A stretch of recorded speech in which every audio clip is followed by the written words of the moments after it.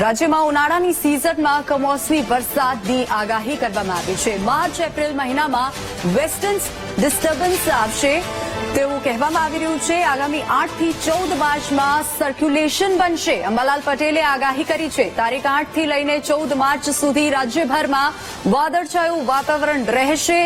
અરબી સમુદ્રમાં 13 અને 14 માર્ચે સર્ક્યુલેશન બનશે।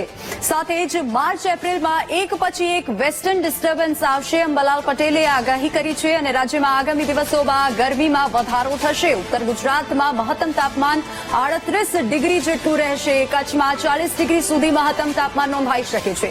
દક્ષિણ ગુજરાતની વાત કરીએ તો દક્ષિણ ગુજરાતમાં લગભગ 41 થી 42 ડિગ્રી તાપમાન રહેશે અને મધ્ય ગુજરાતમાં 40 થી 41 ડિગ્રી સુધી તાપમાન રહેવાની આગાહી કરવામાં આવી છે।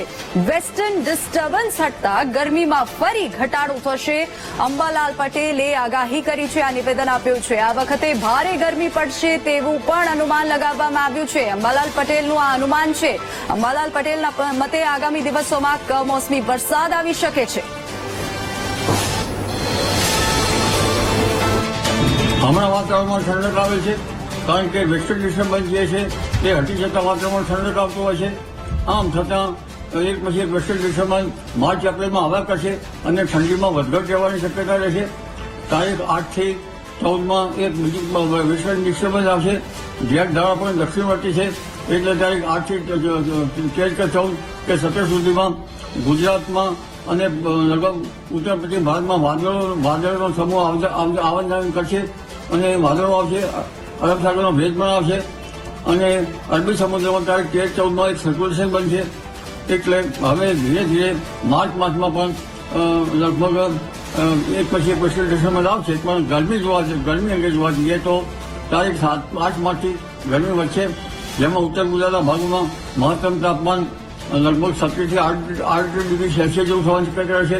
કચ્છના ભાગમાં 4 ડિગ્રી સેલ્સિયસ જેવું થવાની શક્યતા રહેશે અને દક્ષિણ ગુજરાતના ભાગમાં લગભગ 41-42 ડિગ્રી સેલ્સિયસ જેવું થવાની શક્યતા રહેશે। મધ્ય ગુજરાતના વડોદરા વગેરે ભાગોમાં 40-41 ડિગ્રી સેલ્સિયસ જેવું થવાની શક્યતા રહેશે। એપ્રિલ માસમાં પણ આવું રહેશે।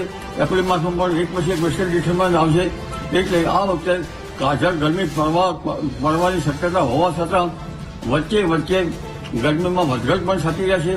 એ હવામાનમાં કંઈક નવીન પ્રકારનું આ વખતે જણાઈ રહ્યું છે અને ચોમાસા અંગે જોવા જઈએ તો આ ચોમાસું વેસ્ટર્ન ડિસ્ટર્બન્સ નબળા આવ્યા છે, એટલે હવે આ ચોમાસા અંગે લગભગ ઇન્ડિયન ઓશન ડાયપોલ અને દક્ષિણ ગોળાર્ધનું હવામાન કેવું રહેશે તેના પર આધાર રહેશે।